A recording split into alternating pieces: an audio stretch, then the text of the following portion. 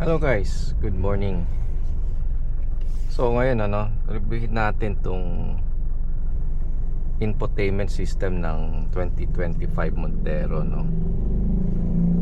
So ayan, kagandahan sa GLS model ng Montero Sports, meron na siyang 360 camera.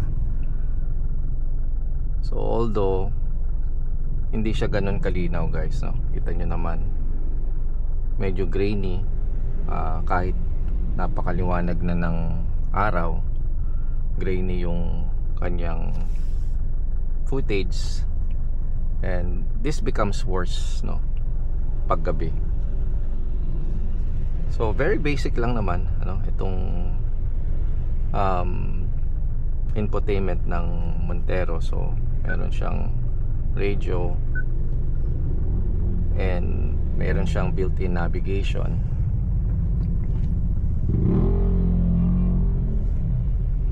And isa sa pinakamagandang features ng head unit ng Montero ngayon is meron siyang Apple CarPlay and Android Auto na wired.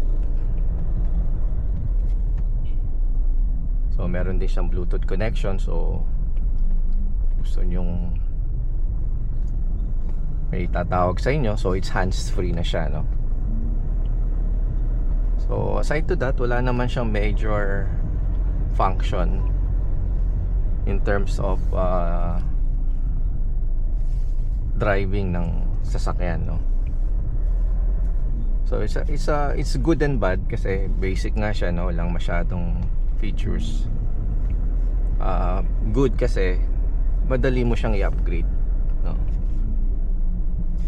Unlike sa mga bagong sasakyan ngayon, lalo na yung mga Chinese cars and European cars, yung head unit nila, most of the controls ng sasakyan ninyo naka-embed sa head unit So mahirap ka magpalit ng head unit. So sa head unit ni Montero, since it's just a basic infotainment system, pwede mo siyang i-upgrade at hindi makaka-affect sa function sa normal function ng sasakyan mo. So far it's okay naman. Nakalimutan ko lang yung wire ko na USB. Hindi ko ma-plug yung iPhone ko to see the Apple CarPlay. But so far sa gamit ko naman dito ay very naman yung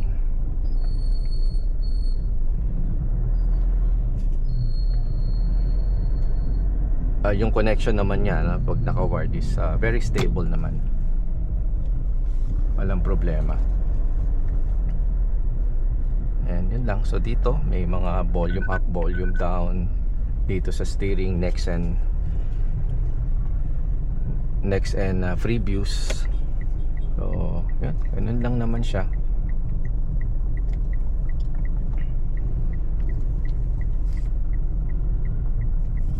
So ayun guys, thank you so much and have a good day.